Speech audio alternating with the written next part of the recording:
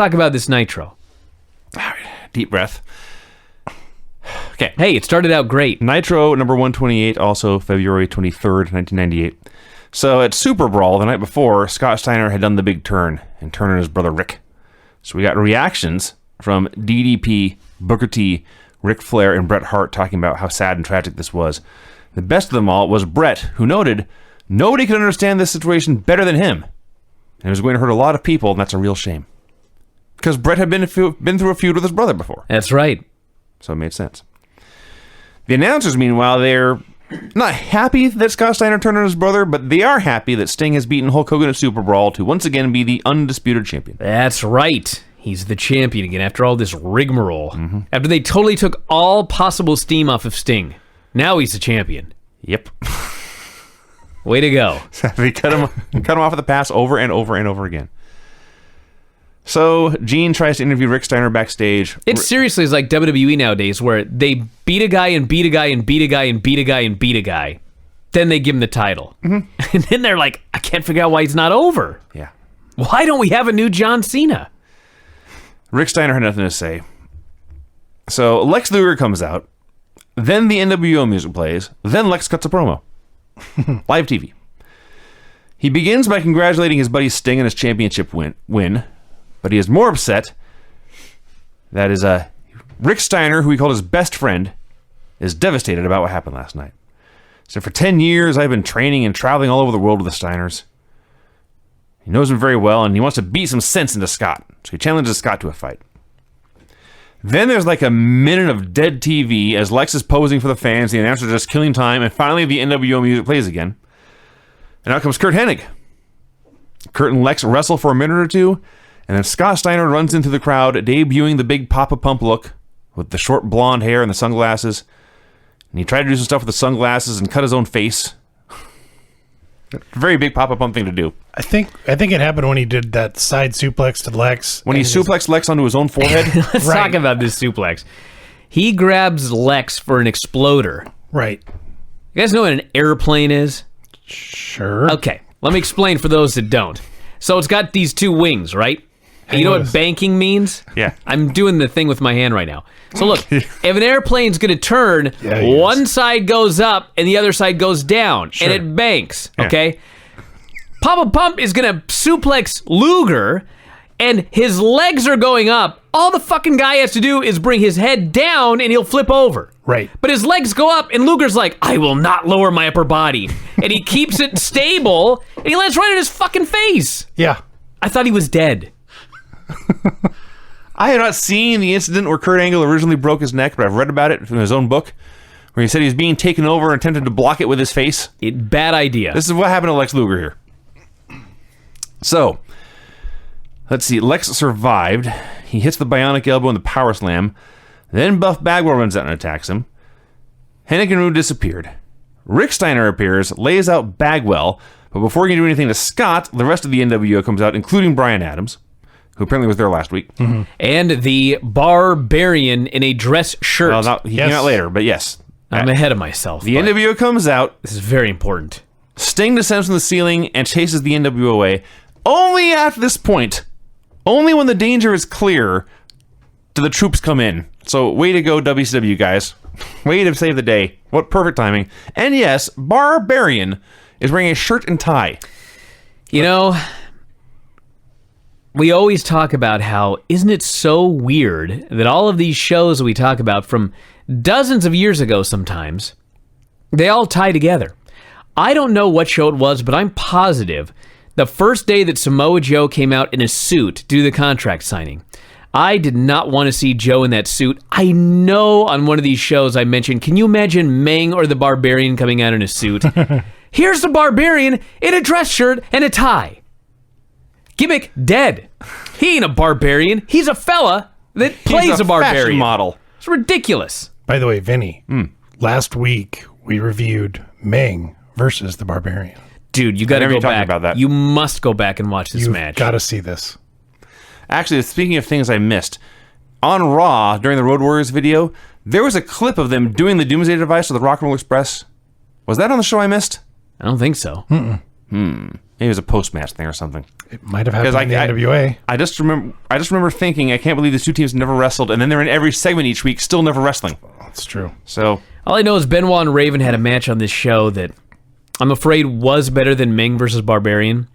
But aside from that match, nothing was better than Ming and Barbarian last week. okay. It was the best match. Well, let's start with what was not the best match. Has there ever been a worse wrestler than Hammer? Yes, Besides the obvious we talked about of late. he was the worst wrestler on this show. Why did they wear the exact same gear? That was the other thing I thought of. Two big, bleach blonde, clumsy dudes in jeans and black tops out there wrestling. Yes, it was like the... It was like Hammer and his little brother. Right.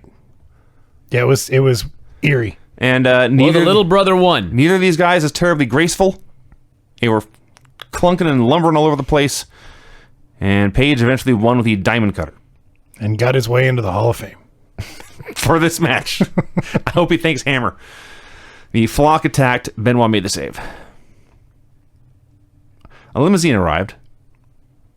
Hulk Hogan and Eric Bischoff step out, but they see the camera, and they tell whoever's in the back seat, "Stay here, brother." Now, as I read these words out loud here, I thought, hey, we never found out who was in the limo. And then I thought, wait, yes, we did. It was just so lame, I forgot. Did. We sure did. It was so lame, I forgot it was the reveal. It was so lame, the announcers didn't know who it was. No. So Bischoff and Hogan made the long walk down to the ring. Along the way, they walked through a pile of random soda bottles that was laying in the middle of the walkway. Vincent ran up and whispered in their ear, and then they were really mad. So they get to the ring for a promo. Eric Bischoff, the guy in his late 40s by this point, I think. Maybe mid-40s. 43. Mid-40s. Wearing the backwards baseball cap like a 10-year-old. Yeah. Goofy. So Hogan's promo was that he beat Sting again, just like he always had. It's all Nick Patrick's fault he didn't have the belt. Hey, let's talk about the most important thing he said. He claimed that he got hit at the show The crowbar. by a 10-foot-long crowbar. We need to watch this show now. I need to see Randy Savage hitting Hulk Hogan with a 10-foot crowbar.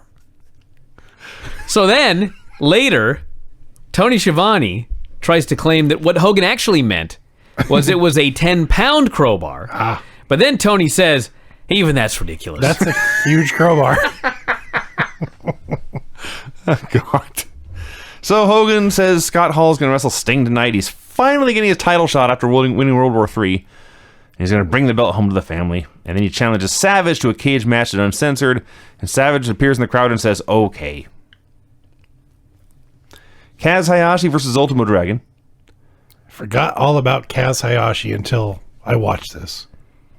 This match was okay, but I was not blown away by it.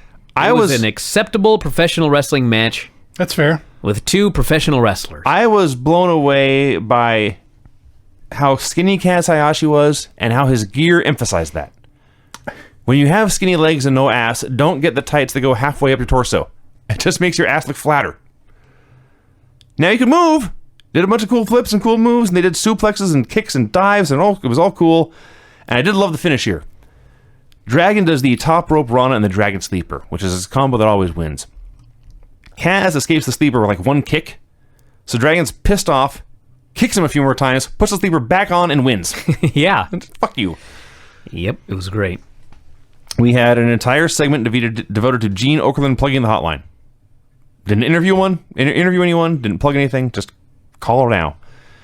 Saw a bunch of total losers having a Nitro party. Never gets old.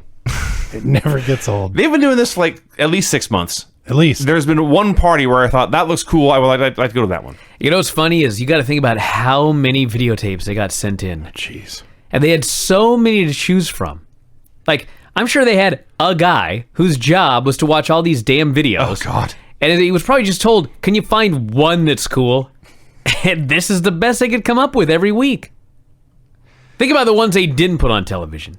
That's what I'd like to see. If they could put those on the WWE Network, in the vault, Nitro The Party. worst Nitro parties? No, just Nitro Party VHS. Just put the date on them and throw them in their entirety on the WWE Network. It'd be amazing. Oh, God. So Benoit and Raven. Why don't they use all my best ideas? I mean, come on. How much would that cost to digitize that and put it on the network? I don't have an answer. I'd watch it. I'd review it every week with Tom. Just pick a random Nitro Party video and watch it. So as noted, Benoit, very good at pro wrestling. Dude, Chris Benoit on this night, I was convinced was the best wrestler who's ever lived on the planet Earth. He just destroyed Raven. And to Raven's credit, boy, did that guy take a beating. He took one of those beatings where you could just tell he was counting down the minutes till this match was over. It just got chopped again and just beaten. It was great. Just imagine what you had coming down the line. So, it's Raven's rules, so they're using chairs blatantly in front of the referee. A bunch of them over and over again. This drove me crazy. So, in the middle of all this, let's see. Benoit hits the rolling Germans. The ref counts 1, the ref counts 2, Raven kicks out, the ref holds up 2, the bell rings. Right. So I'm already confused. Was this a pinfall or not? No, Kidman was supposed to hit the ring, but he was late, and Raven kicked out because he wasn't supposed to be pinned, So- and the ref called for the bell. So It was supposed to be a chairs- run-in DQ. In this Ravens rules They match, booked a DQ and a no DQ match. Yes. That is... in this Ravens rules match, you So I can wrote hit this each other book. with chairs, It's called The Death of WCW. but you cannot run in. This was the least of their problems. Yes, a DQ in a no DQ match. So the flock attacks. Paige goes to make the save. Benoit sent Kidman into orbit, and Kidman sold it so great. The flock attacks one at a time, like any good martial arts villain. And yes, Benoit laid them out one at a time until finally getting overwhelmed. And it was a backdrop to the sky, as I recall. But finally, Paige makes the save. And in the melee, Benoit punches Paige one time. So now Paige doesn't know if he can trust Benoit. So it comes down to Benoit and Raven and Paige having a three-way brawl, which sounds really stupid. They pulled it off. Yeah, and they're going to have a three-way match. I'm sure they are. But just punch the guy to your right, punch the guy to the left, repeat, and somehow it all looked cool. You recall that in past Nitro reviews, I would report every time the Nitro girls came out and danced. And then after a while, I got old and I stopped. We shouted you down. Yes. The Nitro girls came out in this segment, and they probably danced, but I didn't notice.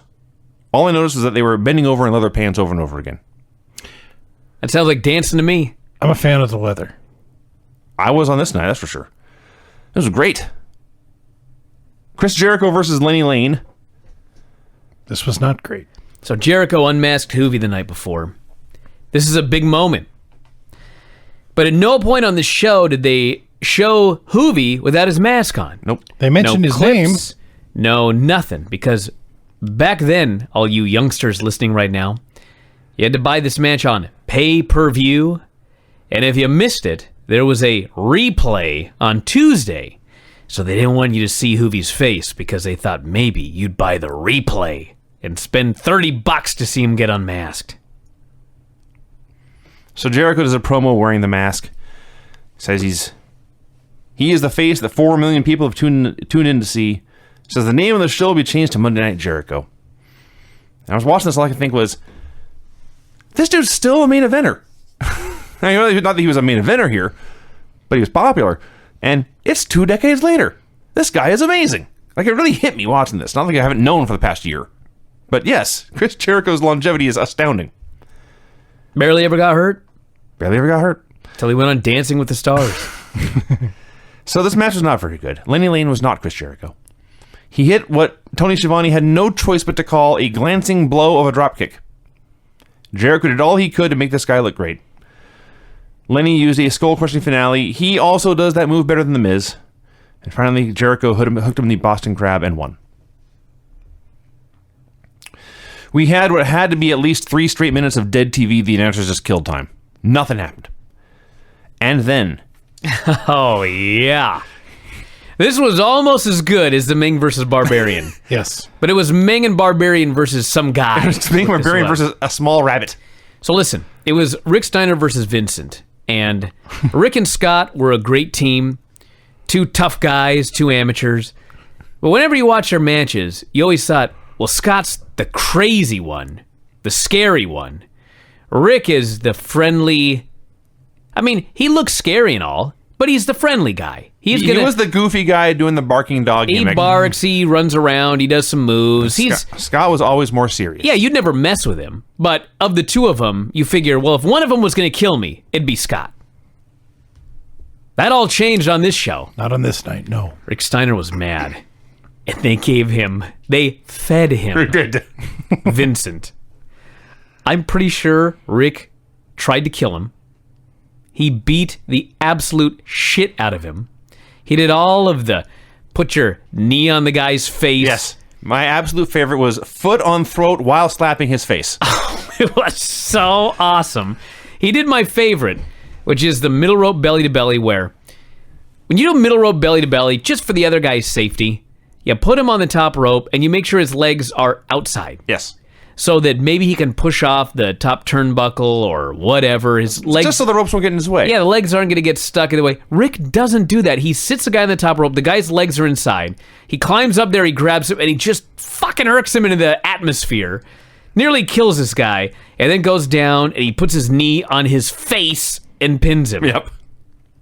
This had to be my favorite squash in at least a few years How is this now. not more famous? I have no idea. I have absolutely no idea. Because later there was stuff like Chris Benoit versus David Flair. That was better. And Ultimo Dragon versus, what was his name? Was it Hayashi? No, we it was, saw that. I think it was Tokyo Magnum. So one of those guys, One of yes. his students One he of the just guys, yeah. massacred. These were the two greatest squashes. And then there was Kurt Angle and Roderick Strong in Yes. TNA. Right. These are all No, that the- was on SmackDown. SmackDown. I remember all these off the top of my head. But anyway, But this is this a, Rick Steiner Vincent squash should have been legendary. This is not a squash match. That's something you see in professional wrestling shows. Right. This was a snuff film. Yeah. This was one man murdering another for my enjoyment. This was the best minute 34 seconds I have seen all week. All I could watch this whole time thinking this was, I've probably seen 1,000 times Rick Steiner come out and pretend to beat somebody up. Right. But for every time he has pretended to beat somebody up for money in front of a camera, there's probably 10 times where he really beat somebody up for free backstage or in a bar or something. Sure. Scary mofo. It was great. Then the show ground to a halt. The last note, by the way, the whole story is that Rick is heartbroken and is taking out his pain on Vincent and destroys him and kills him and kills him and kills him, and he gets the win, and the ref raises his hand, and Rick's looking down at him, still almost crying, and then his music starts. It's the story of two brothers, Rick and Scott. Just rub it in. Just rub it in. Okay, yes, then the show... God. Yuji Nagata versus Saturn. Boring. They kicked each other. They suplexed each other. They used a lot of holds. At no point during this match did any fan care about anything, and so they just kept going. They worked really hard, but nobody cared. No. They wrestled forever. The crowd chanted boring. Saturn finally won. This was bad.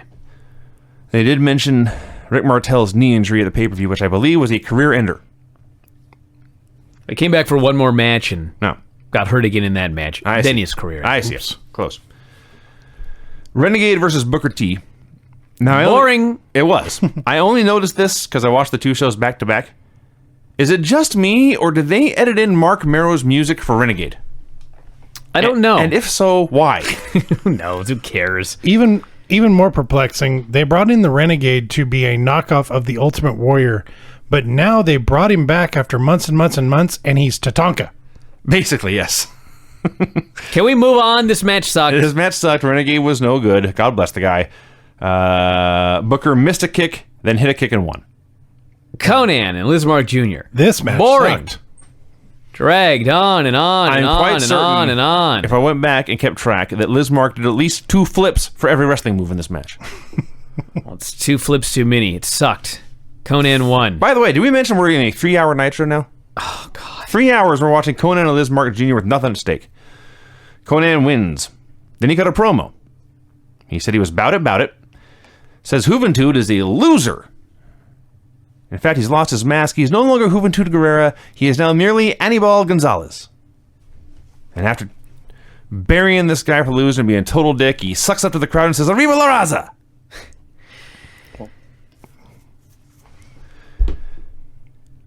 So, You know what's funny about this next match? It's Bagwell and Norton versus High Voltage. And in a vacuum, It was a pretty good match. We are on the same wavelength. You're so tight. But it followed these 3 boring matches, and I was like, please, either kill me or kill this match. Something. I do not need to, after 5 straight hours of wrestling, watch a high-voltage match. I just don't need to. You know what really hit me during this match? It's not even that the match was bad, but it's the same guys that we've been watching now for 2 years, having the same matches in the same spot on the card every Monday night. Nobody's moving up the ladder. No. Everybody's in the exact same spot. Yep. It doesn't matter if it's good. I'm bored watching all these guys doing the same stuff every week. They are running in place. Yeah. Now, as noted, had this been in the first hour, I probably would have liked this a lot. This is 4 big, scary men throwing each other around. That's what wrestling should be. They tried a double suplex on Norton. He tried to suplex them both. Sort of did it. Yeah, because one of them didn't get hooked up right. Didn't put his arm on top of Norton's He head. just got his arm hanging down. I'm Yeah. like, what are you doing, numbskull? And then he gets dropped on his head because he wouldn't set up right. Yes, the blonde chaos almost died on this show. Yeah. And then they hit an elevated blockbuster for the win, and they were celebrating, and I said, I gotta admit, they were a fantastic team. Vicious and delicious, I mean. Not high voltage. Eddie Guerrero versus Disco Inferno. Eddie Guerrero, awesome wrestler. Had a pretty good match with Disco Inferno. Mm-hmm. Why, in God's name, am I watching Eddie Guerrero versus Disco Inferno on this show? All I could think was the point? Had I been booking Nitro at this point, I think I'd have had Eddie wrestling about a half dozen times a week. Because he was awesome all the time. Was there a point to this? No. And both guys left the match in the exact same positions they were in. Eddie worked the knee for a bit, hit a missile dropkick to the knee, which I just love whenever anyone does this. I'm going to climb up as high as I possibly can to kick you in the knee. Then he hit the frog splash and won. There you go. Now, literally at this point, very close to 3 hours into the show, time for a J.J. Dillon Nick Patrick promo. Are you fucking kidding me? How could how could J.J. Dillon be so awesome in the 80s and be so horrible in the 90s? Well, let's look at what he was working with. In the 80s, he was the manager of the Four Horsemen. That is a valid in point, their Brian. prime. Now he's out here ranting and raving with Nick Patrick about his refereeing job in a Hulk Hogan match. Why is this even part of the show? Why? Referee interviews? Ever? Well, Nick Patrick's a heck of an interview, though. Shut up. Brian, am I wrong? He's a hell of a referee. He's a heck of an interview. Oh, an interview. He was fine. I'm over Are you this sincerely show. saying that? No, he cut an awesome promo last All right. week. Greg really liked Nick Patrick's promo. I thought you were being sarcastic. I apologize. No, last week, this week was but last week he cut an amazing Last promo. week. Okay. Yes, sir. Okay. Regardless, I do apologize for snapping at you. That was rude. It's fine, Vince. So Patrick says, as long as my suspension and back pay is all cleared up, I'll go do this match. There's Brad Armstrong and Ric Flair. Brad Armstrong. I've so turned heel on this guy, to steal a term. There was nothing wrong with this match. Dude, I'm over Brad Armstrong. Rate Ric and Flair then matches on a scale of 1 to 10. Brad Armstrong comes out here wearing an Armstrong curse shirt. Right. And I'm like, okay, first off, Bullet Bob had a hell of a career, and he was awesome. Your brother. And your brother's on the other show. Main eventing. And he totally had a better match than you tonight. With Hawk and Animal, which is not easy. They had a match. When you can't have an exciting match with Ric Flair, I don't know what to tell you. They had a boring match. He hit his side Russian leg sweep finish. Flair just kicks out. And then he kicks him in the balls and puts him in the figure four and wins. I was like, what? I thought this match was good. I didn't have any problem with this match at all. I'm about to snap at you. I can't believe you're saying this. It was a good match. Of the 1,000 Ric Flair matches I have seen, probably 900 were better than That's this. fair. I'd say $9.95. Had a giant video package, showed him choke slamming dozens of men, and getting power bombed on his head by Kevin Nash. And he came out for a promo in a neck brace. He said Nash had been malicious and barbaric and tried to break his neck, but it didn't work. I'm going to get this hand on Kevin Nash. And you can it's fine if the powerbomb is legal. I want Nash at 100%. I don't want any excuses so I can break him down. Giant's hair was so pretty here. It is a shame. He combed it out and blow dried it. I couldn't take my eyes off it.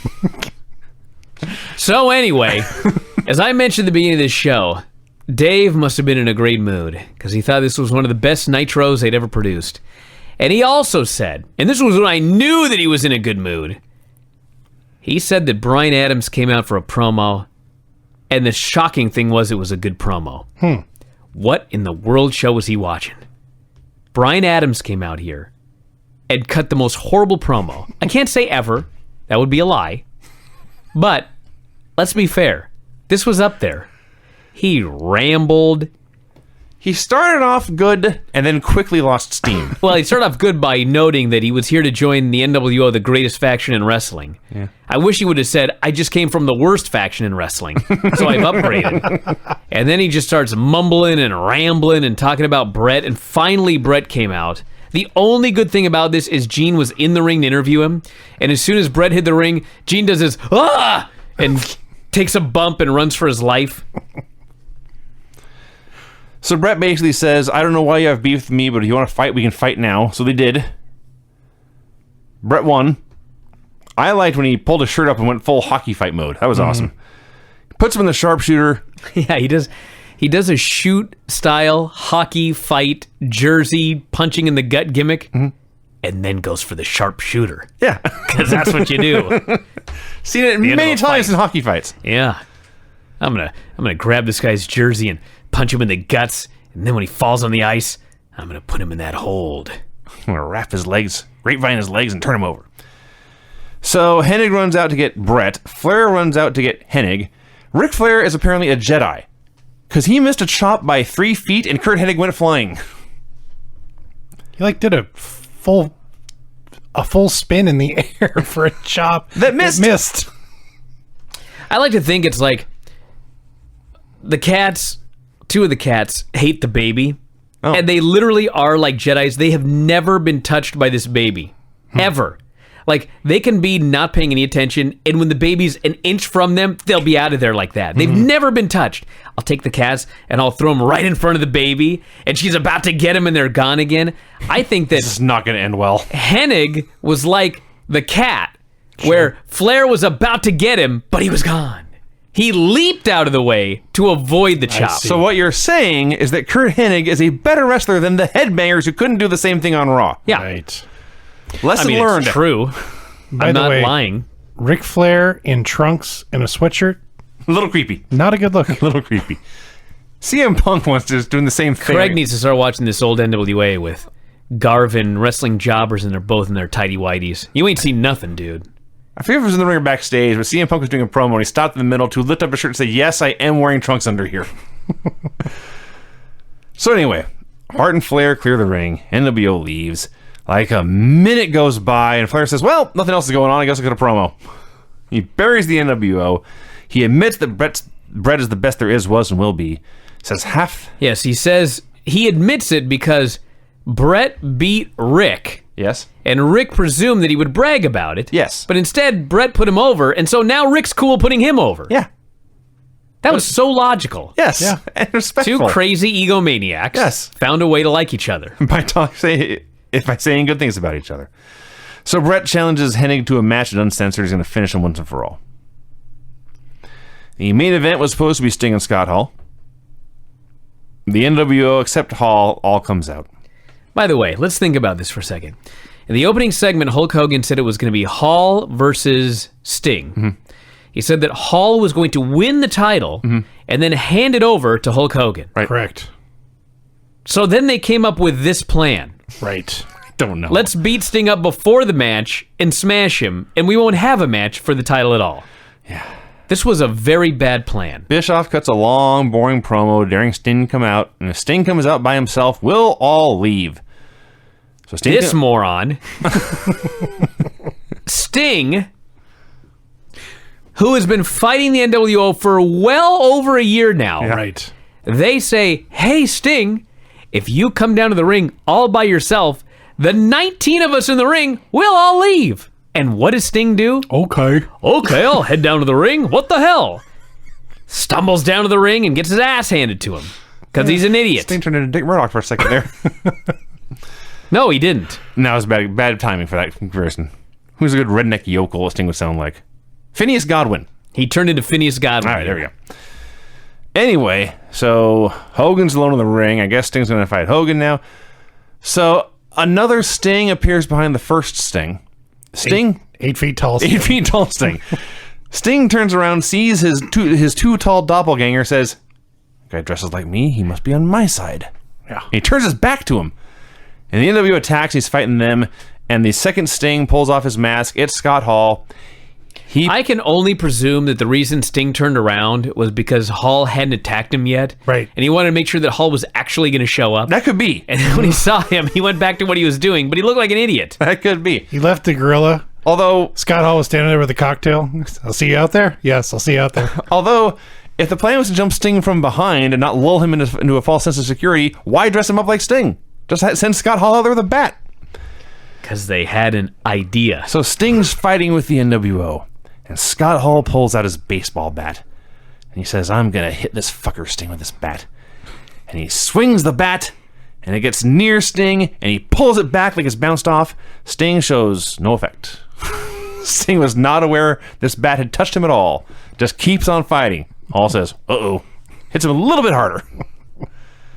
It leads to a long brawl in the ring. They're all beating up Sting. Savage shows up. They all beat up Savage. They write HH on Savage's chest in spray paint. Luger clears the ring with a chair. This show was so damn long. And you would be remiss if you did not announce the debut of E. Harrison Leslie. I forgot it twice on the show. That's right. I talked about it in the intro to Nitro, how I forgot about it then. Yes, so the guy who had been hiding in the limo, which I did not connect these dots until hours later, was Brutus Beefcake with a beard and biker gear. He's back again. He just won't go away. Yeah. And the announcer's like, "Who's that guy with the beard?" How the show ended. The announcers had no idea who it was. Oh. They didn't mention his name. This is they the big didn't call secret. attention to it. There's like, hey, Kind of. hey, I there's can't that wait till fella. the big reveal next There's a week. stranger in the ring. Yeah. Yikes. He came out. Barber of late. He came out and just stood there. Yeah. Yeah. Just in the background. What the else do you want the guy to do? Go sailing. He can't do anything else. He put a sleeper on. He can't talk. He can't work. No, he can do a sleeper He hold. can effectively stand there Could and cut be all Savage's hairy. hair. Cut Savage's hair. He was the barber. He ain't cutting into his hair. Can't sail either. All right, everybody, Dude. that's it. Hey, don't forget, if you're listening this Wednesday, it's the final day of our 1 month for $3.99 sale. Last chance. 1 month for $3.99. You get access to all of our shows. If you love the Brian and Vinny show, we have like 500 or 1,000 episodes. How many are we at? Somebody had a number once. 7, 8, I don't know. I think it's 1,000. Wow. There's a lot. We've done shows dating all the way back to 2005. Observer Radio, Observers, Figure 4 Weeklies that Vinny puts his reports in every week. Sure. I think. I don't know what he does, but you can check it out. And also, if you go to my Twitter at Brian Alvarez, you can grab your Retros t-shirt that Craig has put together. Well done, Craig. Thank you, sir. As well as Thanks, the Chris. #1 best-selling shirt in the whole store, -5 stars, which is going to come in very handy at WrestleMania this year. So head up there and check it out. And that's it, everybody. We'll talk to you again after a while. Good night. Bye.